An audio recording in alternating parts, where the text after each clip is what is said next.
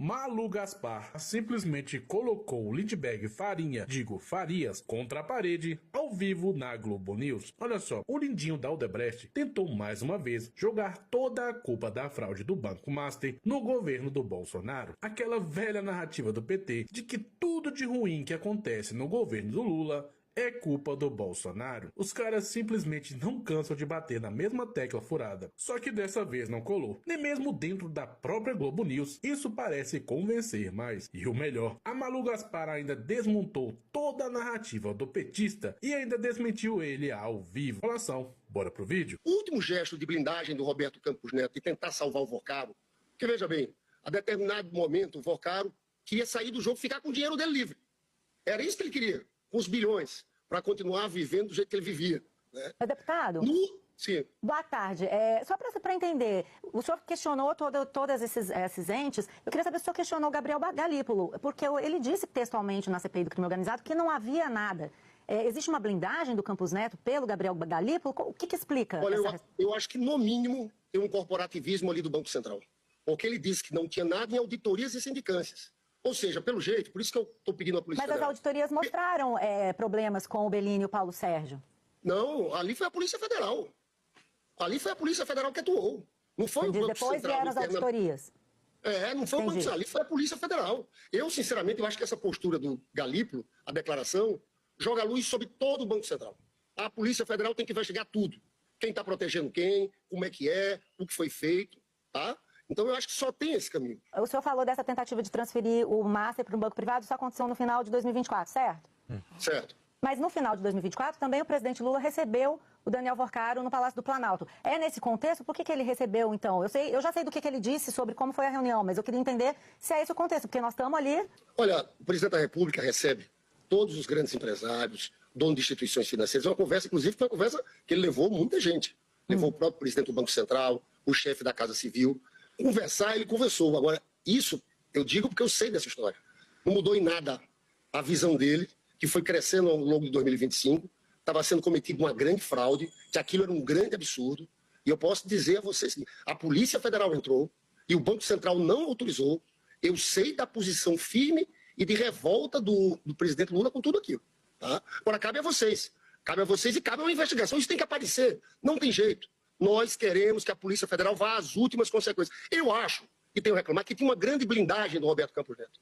Já estava tentando conseguir esse dado justamente para esclarecer, porque agora nós temos a seguinte situação. O Palácio do Planalto, o presidente Lula, o Rui Costa, dizem que a culpa é do Campos Neto. O Galípolo, presidente do Banco Central, indicado pelo presidente Lula, diz que não há culpa. Inclusive o Fabiano Contarato, que é o presidente da CPI, pergunta, mas não houve uma tentativa do Campos Neto de impedir a liquidação do Master ainda lá em 2024? E o Galípolo disse, não existiu isso.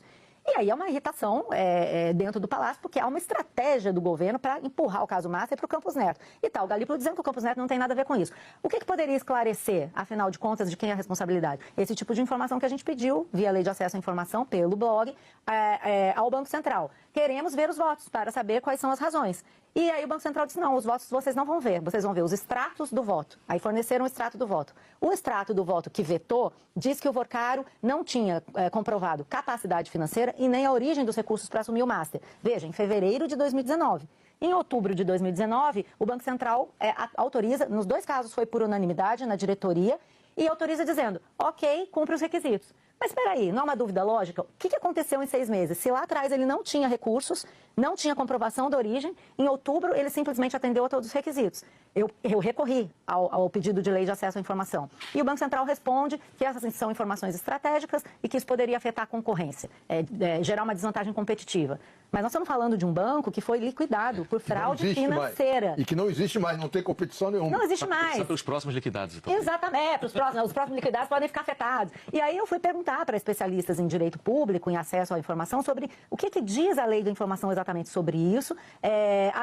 E o que eu fui informada sobre pelo pessoal da FIC, sabendo é que a lei de acesso à informação, claro, você não pode quebrar sigilo à toa, mas se você tem um caso de interesse público, em que pode haver, inclusive, agentes públicos envolvidos em mal feito, que levou ao crescimento de uma fraude financeira, a gente sabe que tem os dois ex-chefes do Banco Central que receberam dinheiro do Vocaro, está aprovado. Então, poderia haver uma abertura desse sigilo para que a gente entendesse o que foi que o Vocaro apresentou de recurso que fez com que o Banco Central autorizasse, falasse, tudo bem, você tem o dinheiro, você conseguiu comprovar a origem de recursos, mande... Veja, nós não estamos dizendo o que foi, só que a gente quer esclarecer. E em tempo, perguntei também para o ex-presidente do Banco Central, Roberto Campos Neto, e não tive resposta. Então virou um grande mistério. Pode ser que seja uma informação trivial, não sabemos. Mas enquanto se decreta esse sigilo, a gente vai continuar não sabendo. E isso vai virar foco de briga política e de narrativa. O Lula falando uma coisa, o presidente do Banco Central dele dizendo outra, desmentindo ele ao vivo e a cores na TV Senado. Primeiro de tudo, como é difícil ouvir o Lindbergh, pelo amor de Deus. Como pode mentir e ser tão cara de pau assim? Se existisse um recorde de mentiras por segundo, ele disputava forte. Aliás, pensando bem, talvez esse recorde fosse pro próprio Lula. Mas voltando aqui pro assunto, ele faz rodeios, tenta culpar o Roberto Campos Neto, sendo que até mesmo o próprio Galípolo já disse que ele não tem nada a ver com isso. Só que, curiosamente, ele não cobra explicações de figuras como Alexandre de Moraes, Dias Toffoli, Gilmar Mendes, o próprio Galípolo, e nem mesmo do presidente Luiz Bebasso Lula da Silva. Pra mim, meu amigo, isso tem um objetivo claro: desgastar a imagem da família Bolsonaro e especificamente do Flávio Bolsonaro. É uma mistura de desespero com cara de pau, porque para eles a justiça parece ser seletiva. Eles cobram tanto de um lado e ignoram completamente o outro. E tem mais, ele parece convenientemente esquecer que tem muita gente do PT envolvida. Ou será mesmo que ele esqueceu do PT da Bahia? Mas cadê essa mesma indignação com isso? Simplesmente não existe, né? Isso só mostra que eles não querem justiça de verdade. Eles querem apenas a narrativa e o desgaste político. Isso ficou escancarado na CPMI do INSS. Aquilo lá, meu amigo, foi uma verdadeira palhaçada. Eles enrolaram até o final, tentaram blindar o Lulinha, jogaram a culpa no Bolsonaro, e quando o STF não prorrogou a CPMI, eles ainda comemoraram. E agora com o caso Master, bom, parece que estamos vendo o mesmo filme de novo. Esse é o chamado governo do amor. E pra mim, o mais absurdo é que ainda tem gente que defende tudo isso. Mesmo vendo os escândalos, as contradições, as narrativas, algumas pessoas ainda votam neles. E pior ainda, eles ainda brigam com a gente que fala o óbvio. Mesmo com provas, eles ainda não acreditam. Vai entender, né? E é por isso que muita gente sente que esse país já foi pro buraco há muito tempo. Por isso tem muita gente indo pro Paraguai. O povo simplesmente não aguenta mais corrupção, nem mentiras e nem impostos. E mesmo que o Flávio Bolsonaro avance na política, ainda existirão muitos Lindberghs na política e muitos Morais no judiciário. Isso parece que nunca vai mudar, e quem enfrenta o sistema, como o Bolsonaro mesmo, acaba perseguido, isolado, silenciado e acaba adoecendo. E eles simplesmente não estão nem aí. E no final, ainda dizem que o amor venceu e que o país é um país democrático. Aí fica a pergunta: democrático onde? Democrático para quem?